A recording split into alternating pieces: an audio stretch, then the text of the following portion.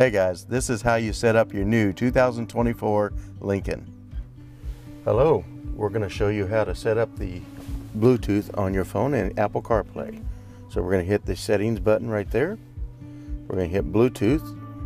It's going to show up at the bottom here. It's going to come up. We're going to go over here to the screen, hit phone, add phone. Search for your vehicle on your device and select it once it is It's going to come up here on your phone to your Bluetooth. Confirm that the Hit pair, hit yes on the screen, displayed on your device.